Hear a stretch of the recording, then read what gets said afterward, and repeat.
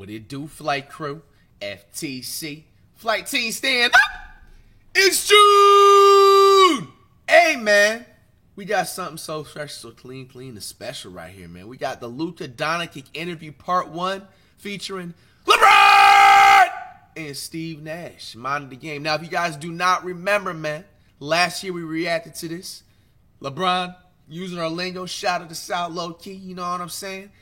And the last time it was also with JJ Redick. Now that JJ Redick's the Lakers coach, he probably doesn't have time, or he just doesn't do the podcast as much as, you know what I'm saying, he was before. Hey, man, so, hey, like I said, man, NBA season coming to an end. Random reacts, you know what I'm saying, back at it again. We about to really start getting, you know what I'm saying, these random reactions and stuff, especially with the summer and everything like that, man. So, hey, man, we're going to have a, jumble of things. Also, what I wanted to say first before I start, FlightFTC.com.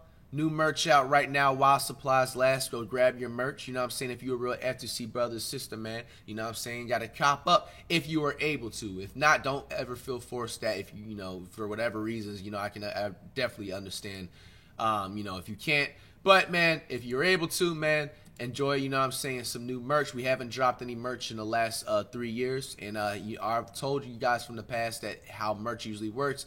With these designs, once these sell out, they will not be released again. We did exclusively release the Irish Spring Green, revamped it a little bit. Remember, we had it back then in the, earlier 2020 and the 2021 days. But like I said, man, get it while supplies last, man. We got the interview podcast. Also, if you see me looking like these, you know what I'm saying, back and forth, it means your boy is on 2K. I'm getting my career drills in, you know what I'm saying, for the upcoming 7 days, you know what I'm saying. You know how it refreshes and stuff like that. We always be having 2K in the rotation during streams. And then also I will be opening a new packs that just dropped today after I do these workouts on my team and stuff like that. If I pull anything good and interesting, I will let you guys know. And, you know what I'm saying, be sure to stream. And with that being said, man, let's check it out. We're back. Star-studded cast. Cheers. Cheers, brother. Water reacts, man. No liquor over here, man. 10 months clean. A pleasure. Big time pleasure. Had a Don on to speak about multiple topics. Multiple topics. The most important, I think, is everyone wants to know, like, what's your take on the season finale of White Lotus? What was that? What did you say? I didn't sing. I'm just kidding. Never mind. Doncic looking all serious and shit.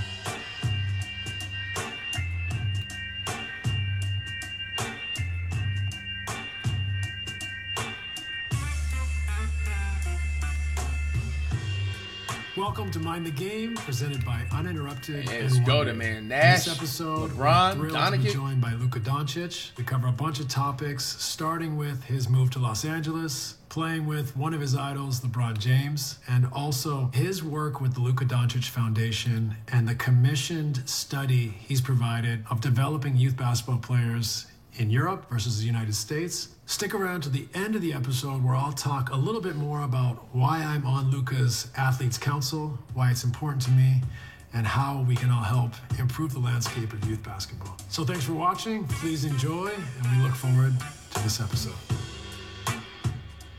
Here we go. Honestly, this is amazing to have you. Appreciate it. It's usually just the two of us, but we reserved a third spot for the main man. And really, I think it'd be unfair for the audience if we didn't ask you off the bat what it's like playing together, how you feel playing with LeBron. I know you looked up to him as a kid, and now you guys are teammates. I mean, it's great. You see, I've never played with a guy like this. Just being traded to here, to LA, it was different. But just to play with guys like him, like, it's unbelievable. Like, I can learn LeBron so trying much to act stuff. all chill. First of all, off the court, you're gonna be like, hey, man, I'm him. I mean, he is him. And obviously on the court. You know what I'm saying? Like, bro, imagine you having someone like Doncic, like, bro, who's like literally half his age, and he's just like dropping 40, 50 points, and then it's like he was always his dream to play with, you know what I'm saying, Bron and stuff like that, man. It's kind of like, his dream right there. That's dope. What, give me an example of a couple things you've seen, like being around him every day where you're like, he does that? Like, what's he doing over there? Like, is there anything that stands out initially where you're like, wow? Well, first of all, he shows up like 10 hours before the game. So that was really the main. Like, I was, what? I came to the arena. For He was 22 years? he was already done working out. I was like, what? Yeah. And then what about playing together? Like, you guys are so similar, you know, obviously different stages of your career, but you're so similar, the way you see the game, the way you process the game, the way you can, you know, abuse bigger defenders, you can bully smaller defenders. You're both computers, the way you read the game. Like, has it been fun to see someone that you understand the way he thinks and to be able to play off each other? Yeah, you didn't mention the bounce. The bounce? Oh, yeah. Jump, yeah. Minus the bounce. Minus the bounce. A lot of similarities. No, it's been great, but just, you know, I still think it's a work in progress. Mm-hmm. I don't know, when we two are out there, NAR, you know, he's been playing unbelievable. And I think it's just a work in progress, you know. I think we're getting better and better every day. I mean, I think you saw today or against OKC, you know, it's hard to win here. Number one team in the West for a reason. And we just, you know, we shared the ball. Everybody was getting open shots. So it's work in progress, but we're getting better and better every day. It was interesting. I noticed, you know, OKC, so handsy, athletic. You know, they speed people up. They can't speed them up. Like, what's your take? Were you saying you have no speed? Just don't show it. But you handle all that pressure, and then you can dissect the team. Once that pressure breaks, now you're playing your game. Do you notice sometimes when he's able to just calm things down and take charge? No, like you said, I mean, it's always his pace. Yeah. It's always been his pace. You know, it's never been a game be like, okay, well, you can speed me up. He can speed me up. Okay, this bigger guy can be more physical. Okay, the smaller guy can get up underneath me. It's like he moves at his own pace. And he's never, ever been on the floor where he's allowed someone to dictate where they're going to put him on the floor. It's always been the opposite, you know. And for us, when we all working off of that, we just got to stay ready. You know, obviously we've seen throughout his career, like there's plays and passes that certain guys that in the league history have ever been able to make, you know. And, you know, for us, we all just have to make sure that we continue to stay ready, especially when you're going against handsy teams, athletic teams that try to speed you up. We always have to keep our head on the swivel because you just never know. You just never know when the ball may find you. And that's a good thing. That's keeping the defense off balance. And that's a great thing to have that. Yeah, you know, it's a great point. One of the, like, you guys are both incredible passers. One of the things about your passing game that I always really admire is the late pass. Like, did you do that as a kid? Or is that something you developed as you got older? But it's like, it's almost over. And then you go, like, almost 180 behind you to someone for three. Like, where did that come from? Like, is that something that you always did or developed in time? I think it developed during time. I don't think I did that as a kid. Yeah. I remember that. But just, you know, what I always said to my teammates, you know, once I go up, stay in your spot because I know where you were before. And then if I don't have any option, I'll pass it to you. Yeah. But I think it through time, you know, I don't think I did it as a kid. But it's brilliant. I mean, you've made every pass there's been, and you obviously pass over people. But it's great because the natural kind of thinking of a defender is when you leave your feet is they kind of turn and they think, my guy's out of the play. I got to get ready to either rotate or rebound or crash. They've come in a little bit. The ball's going over there. They can't get back out. So you know, but you can't do that without the vision, but also with your size. Yeah. I could make late passes, but my matrix of late passes was limited. You know what I mean? So you're able to make that high one over the top of the defense, catch them sleeping when they already think the play's over for them.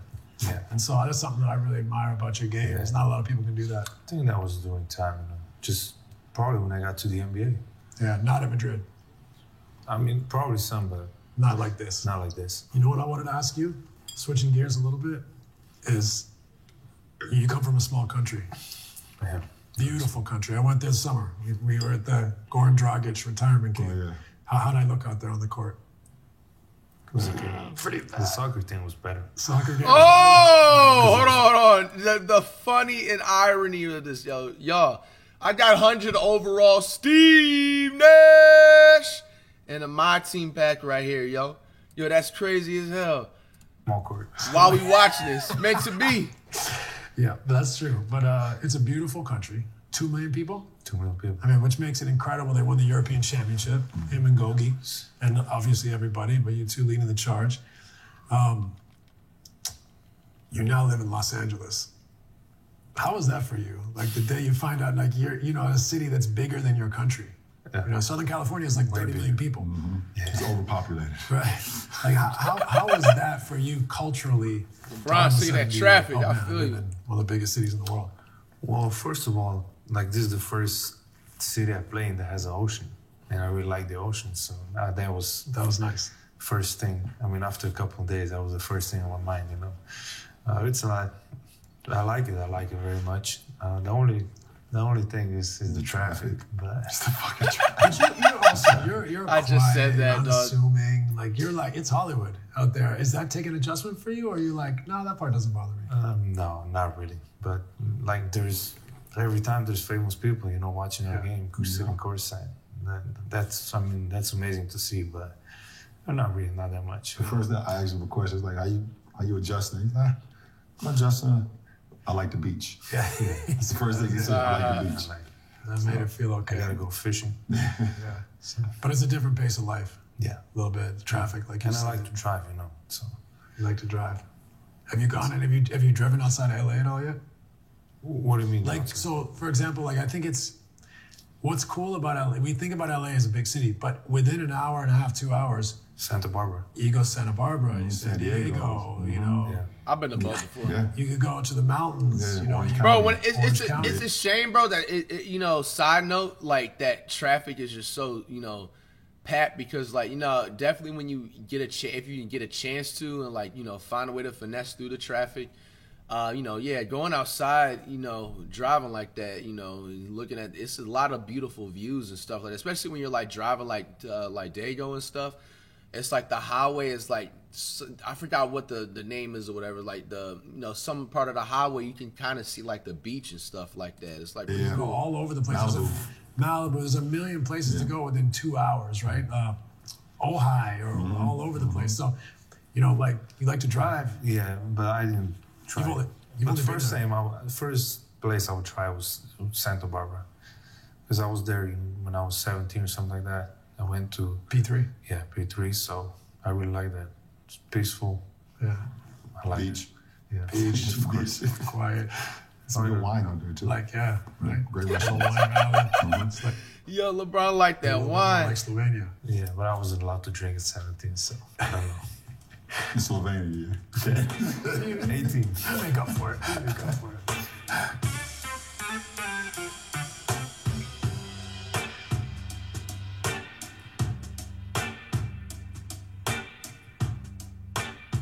This episode is sponsored in part by American Express. American Express knows that for an obsessive basketball fan like me, the playoffs mean a lot of travel time. Between broadcasting games and catching up with old teammates, I'm on the road almost every week, from Boston to LA, and that's why I've opted the Platinum Unix travel access to the of American Express.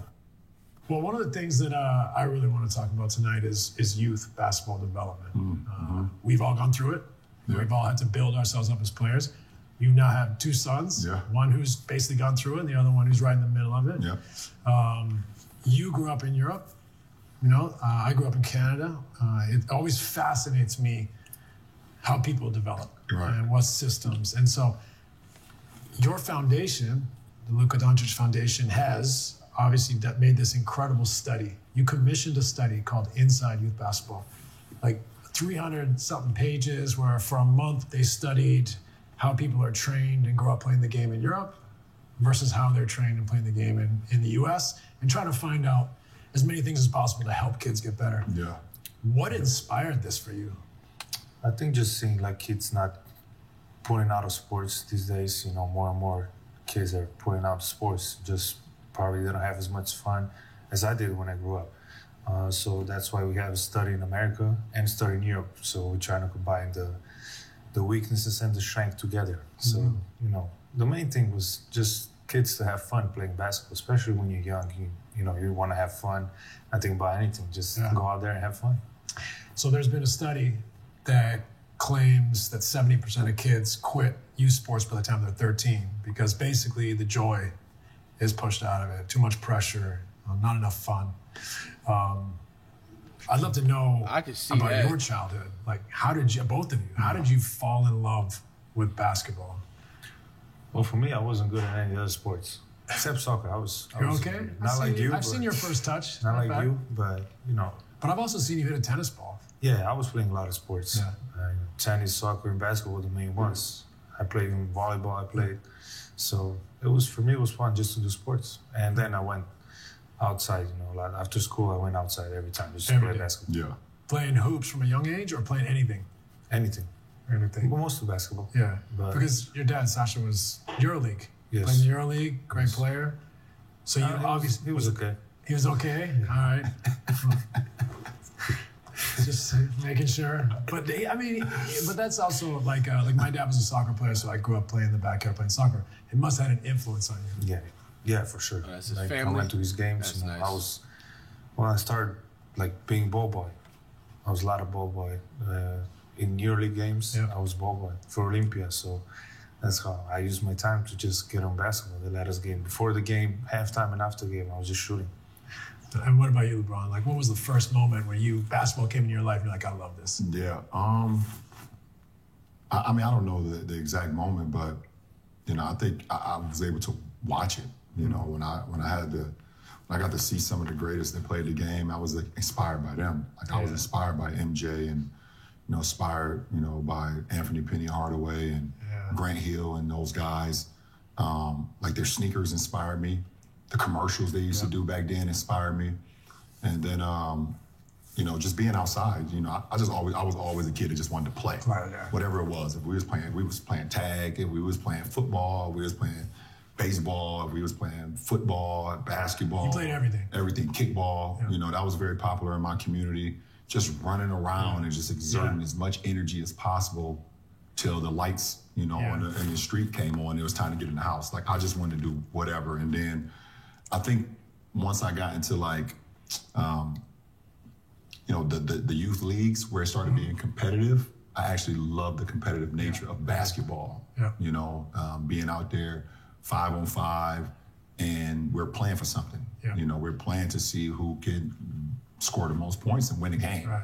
You know, and then ultimately it got to like, oh, if we win the majority of the games, we can win something. We win a champ, have a banquet and have medals and little trophies. Like that stuff inspired me, you know, because I watched, you know, NBA guys and college guys at the end of the season, they get the host a trophy or whatever. I thought that was pretty inspiring. So, you know, as a kid, you're just always inspired by the ones that's already doing it. You know, I think that was a big moment for me for sure.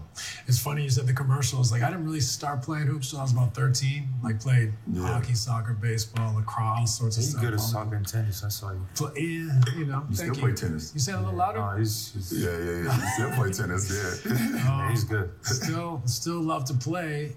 That's the kid in me that never goes away, right? Right. Like, I still just want to be out there playing. It brings up like you know, I was going to say though that like when I was 13, what really got me into basketball was Hey y'all, a new card. Cause I literally low key did a thing called auction sniping. Bro, for the low, I got the new LeBron 100 overall, bro. I got 100 overall Nash, 100 overall LeBron, and I already had 100 overall Luka. We already showed it on the stream a few streams back. Bro, the craziness. Yo. Michael Jordan, Yeah. the first Air Jordan shoes, commercial of Spike Lee, just like you're saying, like that stuff inspires you. As a Next young mock kid. team It's a fun gameplay, time to get in the wild. game. But what I heard from both of you that I think is really important is you played informally. Yeah, for You sure. weren't playing on the playground. You were playing in the street. You're playing all the time informally. And it leads me to a topic here that I think the study really highlights is that, you know, especially in the United States, youth sports has been commercialized. Youth sports. So like, this is my way of explaining it. You know, when I grew up, you'd play soccer and hockey in the winter. You play baseball, box lacrosse in the summer. And it cost you like $100 a season for each sport.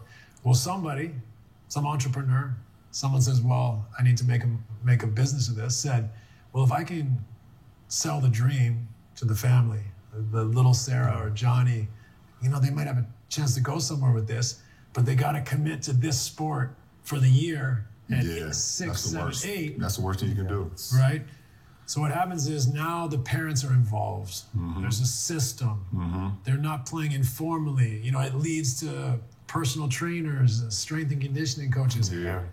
Like trying to unpack that and rewind it is like, now we don't, like how many times do you drive by a park now and see kids playing basketball? Very rare. Not much. Like your boys just come through the whole system. Yeah. Like, do they go to the park and play with their friends? Very rarely. Yeah. Very Wow, rarely. man. You know, they did play outside a little bit, but mostly it's indoors. They didn't. And you know, programmed. Yeah, and program, and they lived, you know, for the majority of the time, my kids growing up lived in, you know, South Florida and lived in Southern California. Yeah. So, like, you know, it was no reason for them not to be outside. Right. You know, I get it if they, the majority of the time, Right. grew up in Northeast Ohio where you have 4 seasons and it's hard to get on an outdoor court where it's 6 inches of snow or it's raining crazy. It's not the thing. And like you said, I think not allowing kids to just go out and just, you know, explore. Damn, all you know that's sports. actually like, now that I thought about it, it's actually, isn't it inspirational about LeBron? Like, no glaze that like, you know, he's from Akron, you know what I'm saying? He's literally from the north part of, you know what I'm saying, the United States, where they have straight 4 seasons. And when they have the winter, it's the real winter. You know what I'm saying? You're having 6 to 8 inches of snow. Like, to even think, and especially in the early 2000s, I mean, compared to now, there's obviously a lot more like indoor like gyms nowadays and stuff like that too. But like back then, like you really had to have some type of connection. Like there wasn't like the LA Fitnesses in the 24. It's gonna sound crazy because y'all gonna make it seem like it's like some Stone Age where it's not even nothing. Like relax, all right? But now jokes aside, like bro, like you talking about like the early 2000s or maybe like, you know what I'm saying, the late 90s. LeBron was in like high school or something around those times, you know, because the late 90s, early 2000s, you get it. Like, bro, there's just less gyms. There's no LA Fitnesses. There's no 24 hours. You know what I'm saying? Like, bro, there's no Planet Fitness. Like, bro, he wasn't, if it was snowing, if there's no indoor court he was able to go to, you know what I'm saying? It's like raps. And the fact that, like, you got to think about it, how athletic LeBron is. You know what I'm saying? You would think that, oh, like, you know, obviously he still would, for granted, like, the days where it wasn't snowing or it was hot outside, he's outside or he's just doing whatever. But, like, the fact that he had, at a certain time, limited access to just being outside fully 105%, do you all think that could have increased his athleticism even more? You know what I'm saying? If you had that access to be outside 105% of the time. Because, you know, for granted, he just said, like, you know, you already know he's from Akron, you know, Ohio. So it's going to be having crazy weather, the snow, the rain and stuff like that. And then, like, the time period he grew up, you know what I'm saying? There's less access to different indoor gyms unless you're obviously on a team like which he was. But, you know, if the team's not, you know, practicing or playing, you feel me? Like, hey, that's actually kind of crazy, bro. That just shows you that, like, at the end of the day, bro, genetics be a thing, though. But everybody knew that Basketball, if you have knowledge. Football, soccer, lacrosse, track and field. Like, me and my guys, we ran track and field as well when we were, like, super duper young. You know, we played football all the way, American football, all the way through high school, you know. We didn't just cap it at one thing. You just did one thing all year round. And I think a lot of kids burn the hell out. Bro, that is bro, that's a fact, my nigga. Yo, no BS. Like, I think, we got to go back to the times people were playing multi-sports. Guys, don't ever limit yourselves, bro. For y'all 3 to 5 star, even 2 to 5 star rank, you know what I'm saying, ball players, bro. You know what I'm saying, bro? We need to, bro, thinking about it because, bro, when I was growing up, nigga, I was playing multi-sports too. You know what I'm saying? I told y'all my first sport was football, and then it went to basketball, and then, you know what I'm saying, I just capped it out at basketball and stuff like that, you know, but you feel me? Bro, there was people, it was common for others to literally play like 3 or 4 sports growing up and stuff, and I think, we all need to bring that back. All right, so like this upcoming season, all you 2 to 5 star ranked ball players, especially in high school, bro, I don't know how it is in college. I'm pretty sure and assuming if you're in like a high ranked school, they probably don't even let you to do it. But like in high school, come on, man. Y'all got to make it more exciting. Y'all got to start, if y'all playing basketball, play football, play baseball, like do track, you know what I'm saying? Like shit, fuck it, do pool or whatever, you know what I'm saying? Like the swimming pool. Like, we got to start bringing that like type of like multi-sport stuff back, bro. Tell them to do just, okay, I'm gonna just do this one all year round. I'm just play basketball or just play volleyball or just play soccer all year round. You burn out, you know, at Soccer, 22, I mentioned. 23, 24, you know, because you've just been doing it Or since younger. or younger. 13, Yeah, 13. 70%. They say, they say, fuck the hell with it. I'm done. I don't even want to play no more. Yeah. You know, so I don't think putting a cap on these kids, being able to, they should be able to just explore, man. Do they still play on the playground in Slovenia? Not much. Even there, it's still more programmed now. It's fascinating to me because I think like what happens is that's where we develop the joy, right? It's playing with your friends, not a coach telling you what to do. It's trial and error. And it's like on the playground, you're allowed to make mistakes and nobody's going to say anything. Yeah. And I think that's like one of the main points too. And that's where you like, I think every generation learns from the one before, but you also learn from the playground trial and error. Yeah. Like you go and play, you try stuff. Yeah. It doesn't work. Exactly. No one says, don't do that. Yeah. Right, Like, you know, like this late passes, like that develops, you know, things you did at your size that no one did. It didn't do if you weren't handling the ball. You had a coach saying, you're our 4 Yeah. from the time you're, you know, 10 years old. Yeah, I mean, I didn't have a basketball trainer until second, third, maybe fourth year in the NBA. Right? Like my basketball training was just being on the court. Let's just go hoop. Yeah. Let's go hoop. Let's 100%. 5-on-5 or 2-on-2 or 3-on-3 or like a game that The coldest, like, truth about this, like, and that's just with any sport you play. Bro, like, a trainer is going to help, but at the end of the day, like, yo, you're going to get better just by playing more. It's just simple as that, bro. You know what I'm saying? Like, a lot of these hoopers, like, yeah, it does have to do with genetics, but don't think it just caps out at genetics. Like, you can actually create the genetics. You know what I'm saying? If you think about it. You know what I'm saying? You can create the genetics by letting your existing genetics have more practice to create more genetics. You know what I'm saying? Don't let that go over your head. Like, no BS. we played, you know, when I was growing up, it was called 33 or 21. Yeah. You know, basically, it's one man for himself, and you could be guarded by all your friends. And if I score, I go to the free throw line, I shoot 2 free throws, back. and I get it back. Yeah. Like, it's like, and that's how a lot of creation started with me, being able to dribble around 3 or 4 guys, going behind the back, being able to shoot, you know, getting physical with your friends, like, you know, so. Yeah, it's just, it definitely helped me out a lot. And let me ask you, let me just pose this for you. So you're out there trying to get to between 2, 3, 4 guys at your size, or even my size. What is more joyful? Where do you learn? We learn a lot faster through trial and error, or a coach saying, "Here's the cones. No. I want you to cross over, spin." Like that's gone for our kids in a way. Yeah. Right. We don't get that time to just play, to try things, to make mistakes, to play weird games. Right. Yeah. Like you would never go to a skills coach right now and he'd be like, "All right, guys, 21." No. Right. You know what I mean? It's like we got a program. We're gonna try to teach. And so what happens is the joy, the creativity comes out of the game, and that's why you get kids quitting at 13, right? So, did you ever have that? Like, did you ever have skills coaches when you were growing up in Slovenia, or just your coach? Not really, just my coach. Yeah, It's crazy. I don't think like skill coach existed. Yeah. You know, I was born in 19 still, so 99. I mean, but like This man, Donick is It's the funny. 90s. barely. Oh my God, he's Yeah, born in right. 99. That's 90 crazy. 99, I just I got was- instantly sleepy when he said he was born in 19. I was your age in 99. That's crazy. crazy. You noticed the grade. Yo, me and LeBron just said the same thing. Hey, great minds think alike, yo. But it is, it's not everything's bad, right? Like, I'm not here to say that everything's bad. No, Some for things sure. get better and better and better. We know more about the body. We know more about a lot of things nowadays. But I do think that the commercialization has really made it less joyful, less creative, right?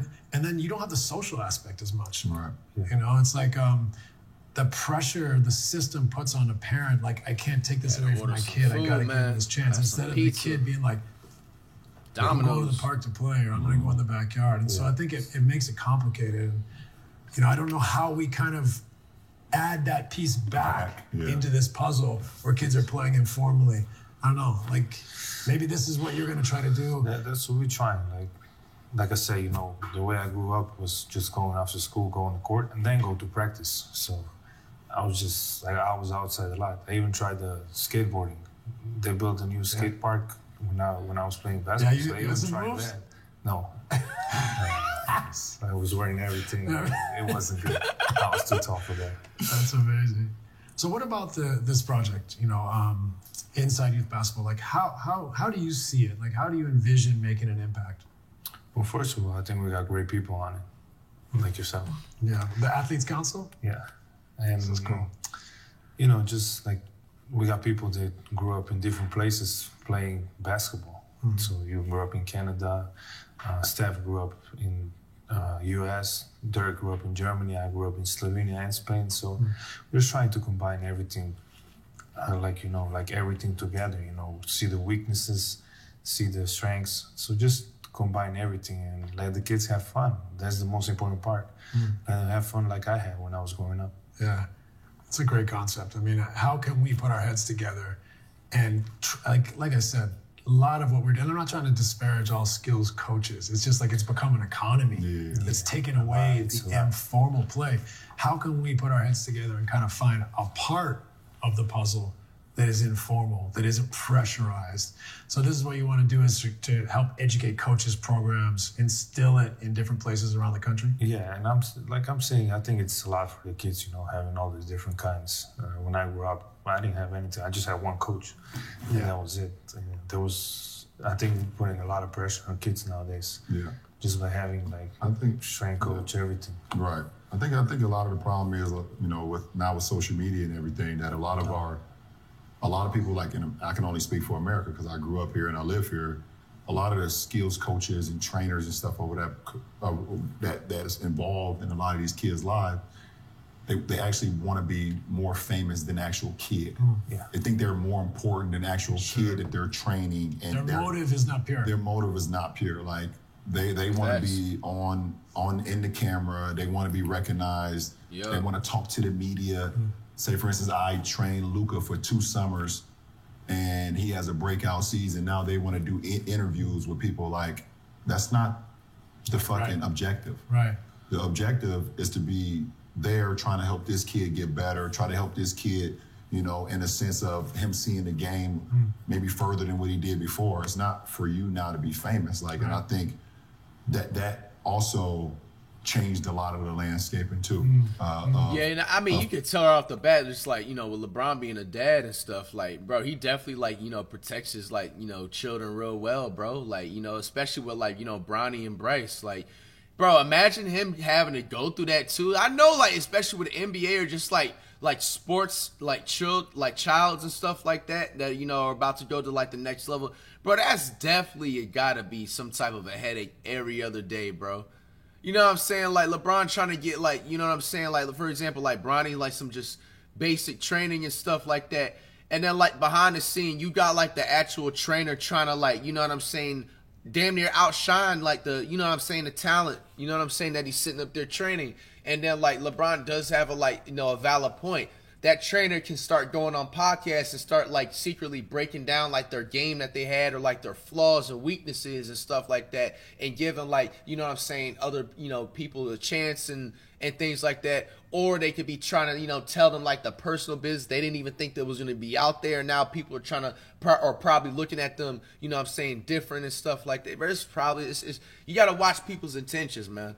It's shit. Of kids not knowing the purity or the essence and the beauty of the game. Yeah.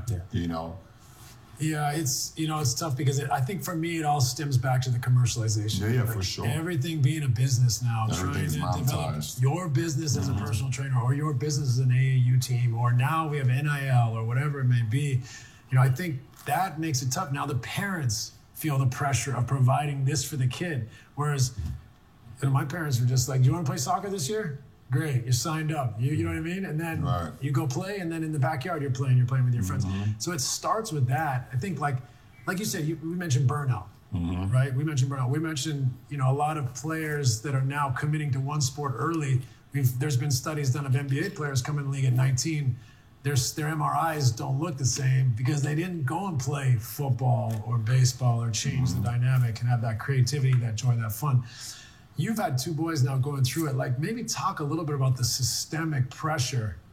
What's that like as a parent to feel all eyes on these kids trying to get a scholarship or whatever it may be? Yeah. I mean, for me as a parent, and like you said, having my two boys go through the whole AAU program, the all year round basketball seasons where it's never a break, like I've made sure that our kids, and my wife included, have always taken a break.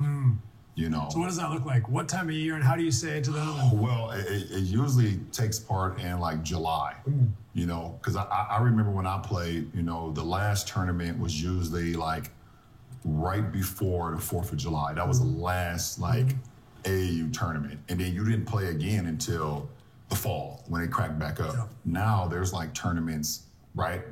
4th of July, right after the 4th of July. There's more tournaments in August. There's more tournaments like throughout the whole summer. There's money to be made. Yeah, absolutely. And myself and Savannah we've told our kids, like, this is not an all year round thing for you guys. One, we don't want y'all to burn the hell out. And two, there needs to be some family time involved as well too. Like, listen, we get it. We know y'all want to play, whatever the case may be, but there needs to be family time as well. And also, when you get away from things, it actually makes you even more hungry to get back to it. Right.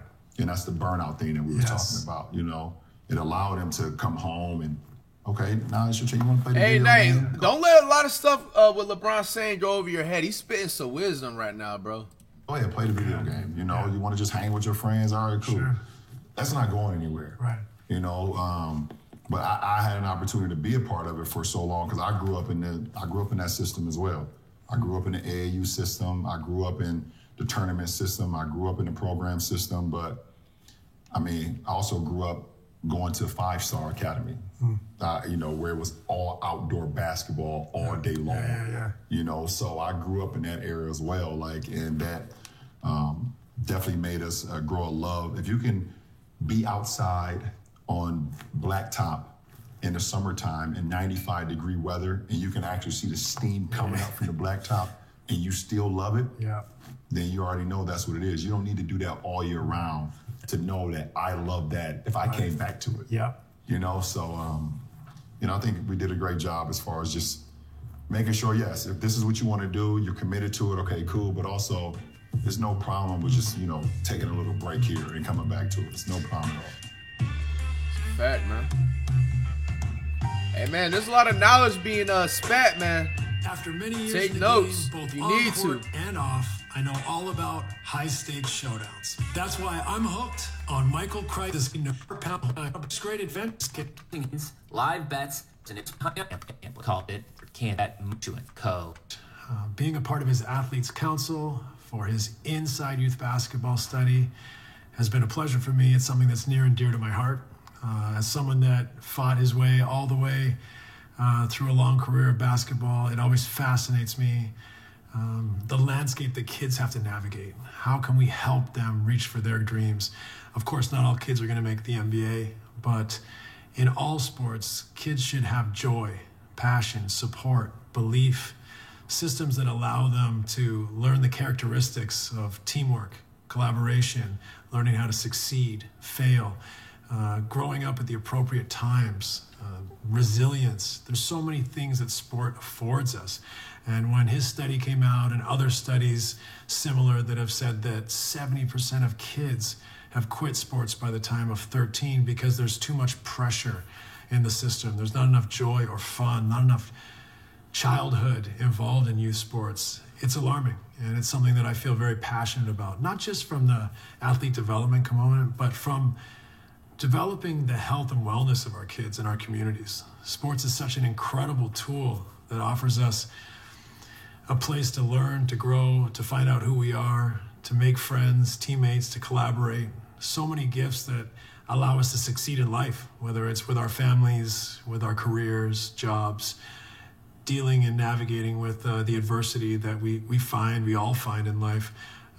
These are all things that can really be developed through sport. So when I hear kids are quitting sport, you know, I think it's important for us to really dig deep and find out why kids are quitting and why sport for life is not the goal here, where joy and passion and being able to enjoy the fruits of a childhood, being active, being healthy, being a teammate, having core memories around sport is so important to our communities, to our families, to our kids. So I feel honored, one, to have spoken to Luka deeply about why he commissioned this study, why he wants to affect youth basketball the way he does, and how we can all come together and learn, share best practices, and find a way to be more efficient and effective at helping our youth enjoy sports, whether you're a high performer or whether you're just participating and want to be a part of a team or learn a skill. So important for our communities to give our kids a place to learn, to grow, to fail, to bounce back, and to ultimately succeed in life. So thank you for watching Mind the Game. I hope you enjoyed really like this episode Please right here, subscribe man. if you haven't, and look forward to seeing you next time. Hey, man, I really like this episode right here, man. With me even being a dad myself too, and like hearing that part right there, like 70% of kids nowadays are quitting sports because they just feel too pressured, because it's just, the pressure of people they're possibly trying to compare themselves on social media to, or like the trainer pressure trying to get in your head and stuff like that, or like, all types of other things, man. Like, it was definitely, nice to hear like a deep dive of that and just see things, to make sure you avoid it and stuff like that, So, I can definitely like, pitch the same wisdom, what I'm saying, to my kids and, my daughter and my son and stuff, if they ever get interested in playing sports. And you just and have them understand that, look, at the end of the day, you're just supposed to, you want to have fun at this. If you want to take it to the next level, what I'm saying, pursue that. Let's talk about that. But, it all starts with having fun. It all starts with getting out there, getting exercise, like Steve Nash said, creating core memories, building character, what I'm saying, learning how to win and learning how to fail. When it comes to that. So, hey, this is one of my favorite episodes of the pod. I think we reacted to about 3 of these so far. This is definitely my favorite one. They said that they have a potential part 2 coming out. It says part 1 in the parentheses. So if there is, let me know and we shall react.